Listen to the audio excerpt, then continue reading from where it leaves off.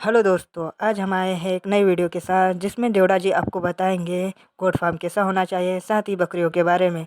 और यदि आपने हमारा पुराना वीडियो नहीं देखा है जो कि बकरों के बारे में है, तो उसे ऊपर आने वाली लिंक पे क्लिक करके देख सकते हो। चलो स्टार्ट करते हैं इस वीडियो को। सब्सक्राइब कीजिए एग्रीआबोर को और लेटेस्ट वीडियो के नोटिफिकेशन पाने के लिए क्लिक कीजिए बेल आइकन को। जो पहला अपना जो वीडियो था सर, वो पूरा मेल कंपाउंड के ऊपर था। आपको मैंने मेल बकरों के बारे में आपको बात बताई थी। इसके बाद सर मैं आपको थोड़ा बच्चों वाले कंपाउंड के बाद में ले चलूँगा। मैं बच्चों के बाद सर हम बकरी की तरफ हम चलेंगे सर। आइए।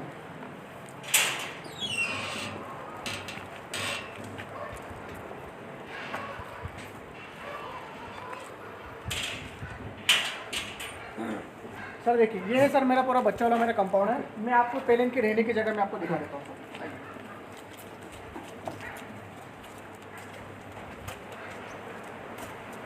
ये छोटे बच्चों की रहने के लिए जगह है सर। ये नॉर्मली 1 दिन से लगाकर 30 दिन तक के बच्चों के लिए हमारा ये वाला कंपाउंड हम यूज़ करते हैं। हम छोटे बच्चों के लिए 1 दिन से लगाकर 30 दिन तक के बच्चों के लिए इस वाले कंपाउंड का मैं यूज़ करता हूँ मैं। और ये हमारा जो बच्चों वाला जो सर जो कंपाउंड है, ये 1 दिन से लगाकर 7 महीने तक के बच्चे सर इसमें हम रखते हैं। उसके बाद में सर जो मेल है वो मेल कंपाउंड में चला जाएगा, जो फीमेल हो फीमेल वाले कंपाउंड में हम शिफ्ट कर देते हैं। जी, जैसे 1 से 7 महीने तक के बच्चे यहीं पे रहते हैं? नहीं सर, ये 1 दिन से लगाकर 30 दिन तक के बच्चों के लिए। ओके। हाँ, उसके बाद फिर सर क्या है कि फिर तो भी सभी बच्चों में फिर मिल जाते हैं 30 दिनों के बाद सर। तो इसके लिए कुछ अलग ट्रीटमेंट, मिट्टी कुछ? नहीं ऐसा कोई सर, मिट्टी सभी हमारे पूरे चारों कंपाउंड में एक जैसी मिट्टी का हम यूज़ करते हैं। वो हमारे हर एक कंपाउंड में मिट्टी आपको बस ये पीली मिट्टी मिलेगी और रेत मिलेगी सर। तो जैसे रेत का क्या फ़ायदा रहता है? देखिए सर, होता क्या है कि रेत से डालने से ये फ़ायदा है कि जानवरों को नरम जगह थोड़ी ज़्यादा पसंद है सर। जानवर जब भी बैठता है सर तो अपने पैरों से थोड़ा सा खुरेद कर बैठता है सर। अगर सपोज मान के अगर कंक्रीट होता है सर तो वो अगर जैसे खुर का अगर बैठेगा सर तो खुर उसके ख़राब होने के चांसेस ज़्यादा रहते हैं। रेत होने की वजह से सर क्या होता है कि थोड़ी सी क्या है कि उसको थोड़ा सा सॉफ्टनेस रहता है, उसको बैठने में उसको आराम उसको लगता है सर उसको। तो इस वजह से थोड़ा सा रेत का भी हम यूज़ करते हैं। उसको चलने में दिक्कत नहीं आती है, उसके खुर ख़राब नहीं होते हैं और उसको बैठने में भी सहूलियत होती है सर। इस वजह से सर थोड़े से रेत उसके अंदर मिक्स कर देते हैं। ये सर एक मेरा फीडर है, ये वाला भी बच्चों के लिए फीडर है। ये स्पेशल बनाया है? हाँ सर, ये हमने बनाया है सर हमने ये। वैसे नॉर्मली फीडर कुछ अलग प्रकार से होते हैं गोट फार्म के लिए, बाकी हमारा एक बोला जाए देसी भाषा में सर जुगाड़ू एक हमने इसको बनाया सर इसको। इसकी लागत कितनी आई थी? देखिए सर, इसकी लागत अगर इसको लेके चले तो सर ये मुझे 2000-2500 के आसपास सर मुझे सर पूरा बैठा है इसको, इसकी बनवाई सहित और रॉ मटेरियल सहित सर।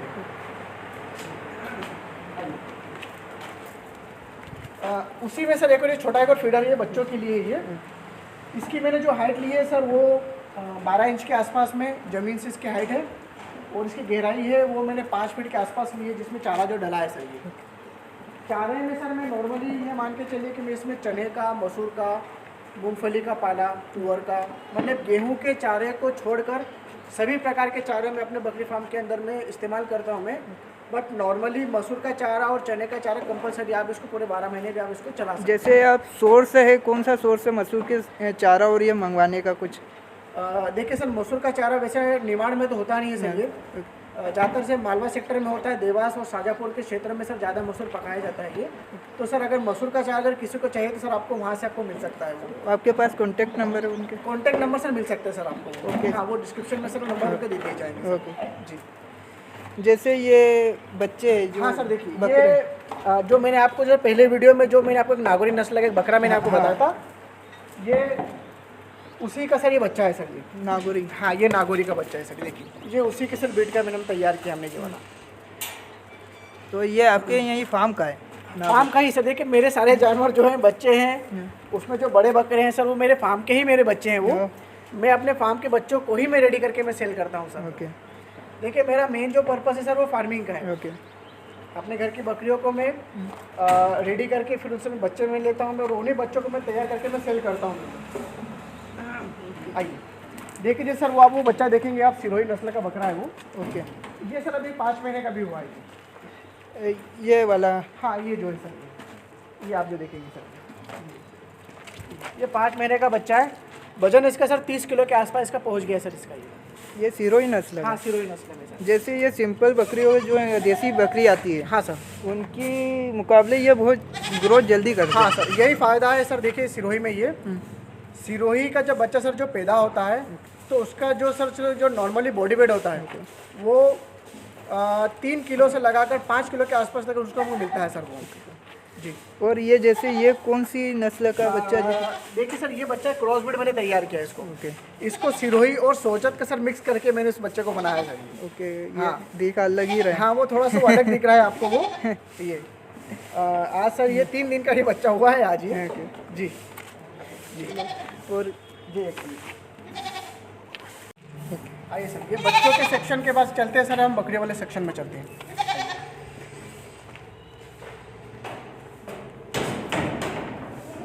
सर मेरा पूरा फीमेल कंपाउंड है ये। एक्चुअली जो साफ सफाई होने के कारण सारी बकरियों को भी हमने बाहर कर दिया है यहाँ पर। हमारे फार्म का जो रूटीन जो टाइमिंग है, सुबह एक 6:30 बजे 7 बजे से साफ़ सफाई होती है और एक शाम के 4 बजे साफ़ सफाई होती है सर। अभी टाइम 4 बजे के आसपास का टाइमिंग हो गया है सर, इस वजह से साफ़ सफाई सर हमारा टाइमिंग चल रहा है। इस वजह से मेरी जो सारी बकरी सर वो बाहर की तरफ चली गई, ग्राउंड में चली गई है। पर थोड़ा सा मैं आपको अपने कंपाउंड के बारे में बताता हूँ। ये मेरा पूरा फीमेल कंपाउंड है। 7 महीने से लगाकर 1 साल 2 साल तक 3 साल तक की बकरी को सर मैं अपने फार्म के अंदर में रखता हूँ। मैं ये बकरियों के लिए सर खाने के लिए मैंने ऐसा फीडर बना के रखा है। ये आप देखेंगे दोनों तरफ, ये इस तरफ भी है और ये इस तरफ भी है। ये देखिए, जैसे ये बकरियों के लिए बनाया है आपने, तो इसमें जैसे बच्चों की हाइट हाँ और मादाओं की जो बकरियां हो जाती हैं हाँ। उनकी हाइट में डिफर होता है, हाँ तो वो उसके अकॉर्डिंग ये काम हो जाएगा। हाँ, ये उसी के अनुसार काम। मैं आपको थोड़ा सा बताना चाहूँगा। हम थोड़ा सा मोबाइल को थोड़ा सा जूम करके कर दिया है मैंने सर। ये जो पाइप इसमें जो लगा है सर, ये ज़मीन से ये 12 से 15 इंच की समथिंग मैंने हाइट मैंने इसकी ली है। ये जो पाइप की सर जो गैप है ये मैंने 9 इंच के आसपास मैंने लिए और हर इसके सर ये 5 इंच के ऊपर मैंने एक और मैंने इसके ऊपर मैंने पॉइंट लिया है। अगर इसमें अगर बकरी अगर हाइटेड रहती है सर तो ये मूवेबल है सर। आप इस पाइप को, इस बोल्ट को खोल के आप इसको ऊपर लगा दें आप ये, ताकि ज़्यादा हाइट वाली बकरी है सर वो भी इसके अंदर आराम से वो खा लेगी सर। पाइप लगाने का सर मेन उद्देश्य ये है कि बकरी चारे को खराब ना करे, इस फीडर के अंदर वो कूदे नहीं। जितना चारा सर बचाएंगे उतना आपका ही फायदा है सर उसके अंदर। इस वजह से हम पाइप का इस्तेमाल करते हैं। जैसे आप वेंटिलेशन के बारे में कुछ बता सकते हैं कि वेंटिलेशन कितने देना चाहिए और क्यों देना चाहिए? देखिए सर, एक बकरी फार्म के अंदर वेंटिलेशन बहुत ज़रूरी होते हैं सर। जितने ज़्यादा वेंटिलेशन रहेंगे सर वो उतनी एयर की पासिंग रहेगी सर। वो जितनी एयर की पासिंग रहेगी सर उतने आपके फार्म के अंदर स्मेल कम आएगी सर। क्योंकि देखिए होता क्या है, आप आपके फार्म को जितना हाइजीन रखेंगे, जितना स्वच्छ रखेंगे, आपके जानवर उतने स्वस्थ रहेंगे और जितने स्वस्थ रहेंगे उतने ज़्यादा खा के उतना वेट गेन करेंगे सर। फ़ायदा आपका ही सर। वो वेंटिलेशन सर देखिए नॉर्मली क्या होता है कि वो अपने फार्म के हिसाब से वो डिसाइड करना पड़ता है आपको कि आपका फार्म किस प्रकार से बना हुआ है और कितने हाइट के ऊपर है। वेंटिलेशन भी आप देख रहे हैं तो हवा किस तरफ से पासिंग हो रही है उसके हिसाब से आप वेंटिलेशन रख सकते हैं। बट नॉर्मली हम जितने भी जो विजिटर आते हैं, कस्टमर आते हैं, हम उनको हम यही कहते हैं कि अगर आप फार्म बनाएं आप तो ज़मीन से आप 3 फीट तक की आप दीवार आप रख लें। आप 3 फीट के ऊपर सर आप वेंटिलेशन आप लगा दें। आप अगर आप 10 फीट की अगर आप हाइट लेके चल रहे हैं सर आपके फार्म की, आप 3 फीट की दीवार के ऊपर चाहे तो आप पूरा वेंटिलेशन भी लगा सकते हैं आप या फिर आप 5 बाय 5 की इसके अंदर वेंटिलेशन आप इसको दे सकते हैं आप। ओके सर, इसके अलावा जैसे कि आप थोड़ा बकरियों के बारे में बता दीजिए। थोड़ा सा बकरी के बारे में बात कर रहा हूँ। आइए थोड़ा सा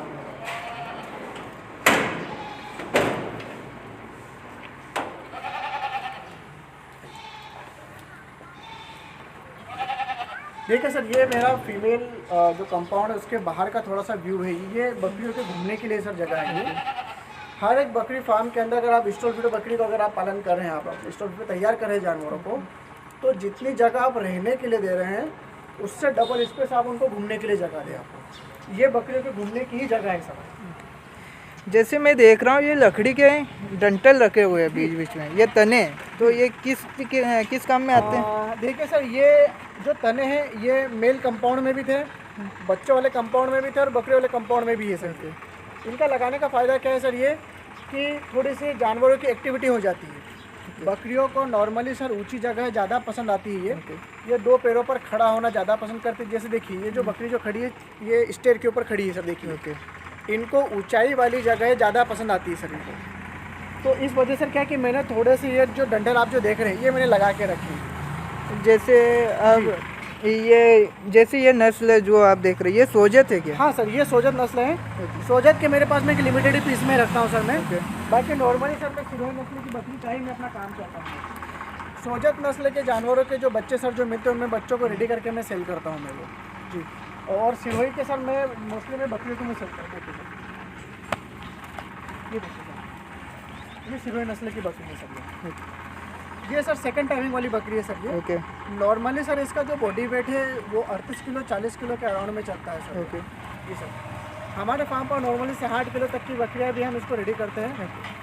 जो सर जो रेंज जो चालू होती है सर बकरी की वो 25 किलो से लगाकर 60 किलो 65 किलो तक सर मिल जाती है सर हमको। जैसे हम पूछना चाहेंगे कि जैसे ये बकरी है जी, तो आप कुछ खरीदने जाते हैं जी, तो वो कैसा पता करे कि ये प्रेग्नेंट है? देखिए सर, अगर नया कस्टमर है या नया फार्मर है जो अपना बकरी फार्म अगर वो स्टार्ट कर रहा है वो तो अगर वो किसी फार्म पर जाता है तो सबसे पहले सर वो ये देखें कि आपको बकरी आपको किस हेल्थ की आपको चाहिए, आपको मतलब किस उम्र की आपको बकरी चाहिए। सपोज मान के चलिए कि जो सेकंड टाइमिंग वाली बकरी है मैं आपको पास में आपको दिखाता हूँ। देखिए सर, अगर नए फार्मर अगर किसी प्रेग्नेंट बकरी को खरीदने के लिए जा रहे हैं है ना, तो सबसे पहले तो आपको ये तो डिसाइड करना पड़ेगा कि आपको किस उम्र की आपको बकरी आपको खरीदनी है। आपको पहले वो थोड़ा सा आप देख लें। आप प्रेग्नेंट बकरी खरीद रहे हैं आप तो सर सबसे पहले ये देखिए कि जो उसके जो आयन है ये, तो आप उनके आयनों का पहले टेस्ट करें। आप थोड़ा सा कैमरा थोड़ा नीचे लाएं आपको, मैं आपको थोड़ा सा नीचे से आपको दिखाता हूँ। ये अगर प्रेग्नेंट बकरी रहेगी सर वो तो उसके थन पूरे तरीके से सूखे हुए रहेंगे सर क्या वो, और आप जब दबाएंगे सर वो तो उसके अंदर से रहे ना बिल्कुल पानी से निकलना चाहिए सर ये, या फिर आप एकदम कुछ निकलेगा ही नहीं, चाहे तो पानी निकलेगा या फिर पूरे तरीके से दबाने पर कुछ भी नहीं निकलेगा। तो इसकी कुछ ये देखिए सर, देखिए जैसे ये निकला है, देखिए सर ये जो अगर ऐसा निकलता है सर ये चिपचिपा ये सर ये एक श्योरिटी रहती है ये कि बकरी 100% सर प्रेग्नेंट है ये। जैसे महीने होते होंगे कि इस महीने के बाद ये एक्टिविटी दिखती है कि मतलब स्टार्टिंग से? ऐसा नहीं है सर, एक्टिविटी सर दिखने का ऐसा टाइमिंग होता है सर कि बच्चा देने के सर नॉर्मली 2.5 या 3 महीने के बाद बकरी हीट पर आती है सर। उसके बाद सर जैसे ये बकरी एक बार क्रॉस हो जाती है, क्रॉस होने के बाद धीरे धीरे सर उसका दूध उसका सूखता जाता है। क्रॉस होने के 3 महीने के बाद या 2.5 महीने 3 महीने जब दूध पूरे तरीके से सूख जाता है ना सर वो, तभी सर आपको एक्चुअल में आपको पता चलेगा कि हाँ ये लग चुकी है। बाकी आप 1 महीने 2 महीने में सर आप पता नहीं कर पाएंगे आप, क्योंकि अगर जिस बकरी ने पहले से बच्चा दे दिया है उस बकरी का तो कंटिन्यू सर उसका दूध चलता ही रहेगा उसका वो, और कंटिन्यू दूध चलता रहेगा सर, तो फिर आप उसको पता नहीं कर पाएंगे आप वो। एक्चुअल पता कब चलेगा जब बकरी पूरी तरीके से दूध को सुखा देगी, और जब आप उसके दूध को आप थोड़ा सा थनों को आप दबाने पर आप टेस्ट करेंगे, चाहे तो उसके अंदर से पानी निकलना चाहिए। पानी नहीं निकलेगा सर तो कम से कम चिपचिपा तब भी लगना चाहिए पानी है। अगर पानी अगर चिपचिपा लग रहा है सर वो तो समझ जाएगा कि बकरी लगी हुई है, मतलब रनिंग प्रेग्नेंट में है सर वो। जैसे मैक्सिमम एज कितनी होती है बकरियों के? देखिए एक बकरी की औसत उम्र 12 से 13 वर्ष के आसपास तक रहती है वो। कोई कोई से बकरी 14 वर्ष तक भी रह जाती है वो तो एक बकरी की खुराक के ऊपर भी निर्भर करता है और किस स्वस्थ रहने के ऊपर भी निर्भर करता है वो। अगर हम 12 वर्ष भी हम लेके चलते सर एक बकरी की उम्र को हम, तो उसमें से हम 7 से 8 वर्ष तक हम एक बकरी से काफ़ी अच्छे मजबूत और वो दमदार बच्चे हम ले सकते हैं, मतलब उत्पाद के तौर पर अगर हम लेना चाहें उस बकरी से तो हमको। जी, और जैसे फाइनली ये कि जैसे अब बकरियों को तो देख रहे हैं जी, जैसे आप थोक में इनको बेचने का काम भी करते हो क्या? थोक में देखिए सर मेरे पास क्या, देखिए मैं एक किसानी क्षेत्र में मेरा जो फार्म है ये मेरा किसी हाईवे के ऊपर फार्म नहीं है सर ये, मैं एक लोकल एरिया में अपने फार्म को मैं चला रहा हूँ मैं। मेरे से पास जो जितने भी जो कस्टमर आते हैं सर, चाहे तो नए फार्मर आते हैं, किसान आते हैं यहाँ पर वो थोक में सर इतना काम नहीं होता मेरे पास में, रिटेल वाला काम सबसे ज़्यादा चलता है वो। पर हाँ, जिन कस्टमर को ज़्यादा बकरे चाहिए तो फिर सर वो मेरे फार्म से आकर वो ले जाते हैं वो। पर मेरे जो मोस्टली मेरे जो कस्टमर है वो मेरे किसान भाई हैं जो मेरे पास में यहाँ पर आते हैं, जो नए जो फार्मर है जो बकरी पालने का जिनको जो शौक़ रहता है पालने का, या फिर जो ऐसा जो सोच रहे हैं ओके। वो मेरे फार्म पर पहले विजिट के लिए आते हैं और वो पूरे नॉलेज के साथ फिर अपने बकरी पालन को स्टार्ट करते हैं। कि सर उन नए फार्मर को, नए किसानों को मैं अपनी जो बकरी है सर वो मैं देता हूँ मैं। और इसके अलावा सर जैसे आपने कुछ सीखा हो गोट फार्मिंग से जो बताना चाहते हो न्यू फार्मर हो। देखिए सर, आप अगर विजिटिंग के लिए आप आते हैं आपको, तो मेरे फार्म पर विजिटिंग के लिए कोई एक्स्ट्रा कोई चार्जेस तो कोई लगता है नहीं सर। आप कभी मेरे फार्म पर विजिट के लिए आप आ सकते हैं नॉलेज के लिए वो।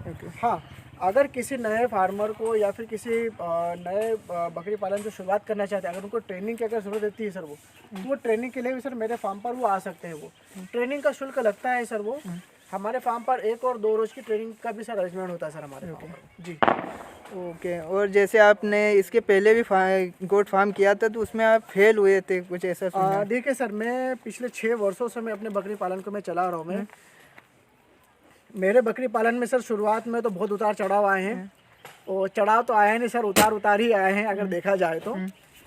वो इस वजह से सर हुआ है वो कि सही नॉलेज ना मिलने के कारण सर मुझे नुकसान हुआ है सर वो। ओके। मैंने लोकल ब्रीड से भी मैंने काम किया, जो अपने की जो देसी नस्ल की जो बकरी थी उससे भी मैंने काम चालू किया था। उसके बाद काठियावाड़ नस्ल की बकरी भी मैं लेके आया, उसमें भी सक्सेस नहीं हुआ सर मैं। मतलब ऐसे सर मैं 3-4 ब्रीडें में पाल चुका हूँ मैं अपने फार्म के अंदर। मैंने उनका टेस्ट भी किया, मैंने उनको बाहर भी मैंने चरा के देखा और घर पे भी रख के मैंने देखा, पर मुझे इतना कुछ उससे बेनिफिट मुझे मिला नहीं वो। फिर हाँ, उसके बाद फिर मैं सिरोही नस्ल की बकरी को लाया मैं। सिरोही नस्ल की बकरी में भी मुझे दिक्कतें आई सर वो शुरुआत में, क्योंकि अगर जब बाहर की बकरी रहती है सर, बाहर की बकरी को डायरेक्ट फार्म के अंदर डालते हैं सर वो, तो सर क्या कि क्लाइमेट चेंज होने के कारण सर की बकरी चाहे तो एडजस्ट नहीं कर पाएगी सर आपके फार्म के अंदर। जो बकरी बाहर घूमने फिरने वाली सीधा फार्म के अंदर डालोगे सर, तो पूरा उसका जो रूटीन है सर वो पूरा रूटीन उसका चेंज हो जाएगा। खान पीन अगर एक बार चेंज हुआ और उस चेंज होने के कारण से अगर एक बार अगर बकरी का डाइजेशन गड़बड़ हो गया सर वो, फिर सर उसको संभालना फिर थोड़ा सा मुश्किल हो जाता है सर वो। तो जैसे सर मैं पूछना चाहूँगा कि मेन बीमारियाँ जो होती है वो कौन कौन सी होती है और उसका ट्रीटमेंट क्या होता है? देखिए सर, बकरियों में सबसे बड़ी बीमारी आती है सर, एक तो मोशन की आती है, जिसको अपन हिंदी भाषा में दस्त की बीमारी बोलते हैं, छेरा लगना बोलते हैं उसको। सबसे ज़्यादा मोशन होता है। मोशन के बाद ज़्यादा सर दूसरे नंबर की बीमारी सर वो आती है सर्दी की होती है, कि इनमें बकरियों में निमोनिया सर्दी बहुत ज़्यादा होती है सर। क्या है तीसरे नंबर की बीमारी आती है सर, क्या है कि इनको पेट फूलने की समस्या आती है सर, एक वो होती है वो। ये 3 बीमारी सबसे पहले नंबर पे चलती है सर ये। एक दस्त लगना, सर्दी होना और ज़्यादा खाने की वजह से इनका पेट फूलना। बाकी सर वैसे तो 24-25 प्रकार की बीमारियाँ आती है वो, पर मेन सर यही चलती है। आपके फार्म के अंदर कोई सी भी बड़ी बीमारी ना आए उसके लिए सबसे अच्छा एक साधन है सर, हर 3 महीने में सर अपने फार्म के अंदर सभी बकरियों और बकरों या बच्चों का डिवर्मिंग करते रहें, मतलब पेट साफ़ करने की दवाइयाँ उनको देते रहें। उसके साथ में हर साल उनको सीजनल वाइज उनको वैक्सीनेशन करवाते जाए, उनके मतलब उनको टीके उनको लगाते जाए आप। टीकों में सबसे पहले PPR आता है, PPR का लगवाएं। ETV वैक्सीन आता है वो लगवाएं, FMD का आप उनको लगवाएं। वैक्सीनेशन सर एक बकरी फार्म के लिए बहुत ज़रूरी है और वो लगवाना चाहिए, चाहे आप घर पर बकरी को पाल रहे हो या फिर आप बाहर चराने के लिए आप बकरी को लेके जा रहे हो, तो दोनों जगह वो आपको ज़रूरी रहता है सर। जैसे ये फार्मर खुद लगवा सकता है कुछ टाइम के बाद? हाँ सर, फार्मर भी लगवा सकता है, और मेरा ये मानना है कि अगर फार्मर अगर नया है, अगर उसको आइडिया नहीं है, तो वह अपने नज़दीकी पशु चिकित्सालय में जाए और पशु चिकित्सक से संपर्क करके अपने जानवरों को लगवाएंगे तो सर ज़्यादा फ़ायदेमंद में रहेगा सर। जी चलो आज तक के वीडियो में यही तक, अगले वीडियो में मिलते हैं जी। और आपका धन्यवाद इस वीडियो के लिए। मैं भी आपका बहुत बहुत धन्यवाद कहना चाहूँगा मैं, और आपके चैनल के माध्यम से मेरी ये जो जानकारी है वो अपने किसान बंधुओं तक पहुँची है वो, और मैं अपने नए जो किसान भाई हैं या फिर नए जो बकरी पालक भाई हैं, मैं उनसे कहना चाहूँगा कि अगर खेती-बाड़ी कर रहे हैं आप वो, तो खेती-बाड़ी के साथ में आप पशुपालन की तरफ भी अगर आप थोड़ा सा अगर आप इसकी तरफ ध्यान दें तो आप उसमें भी आप मुनाफा कमा सकते हैं। और अगर उसके बाद भी आपको ऐसा लगे आपको कुछ और आपको जानकारी चाहिए, तो आप देवड़ा गोट फार्म पर आप आइए और आप यहाँ से अपनी जानकारी आप कलेक्ट कर सकते हैं। धन्यवाद।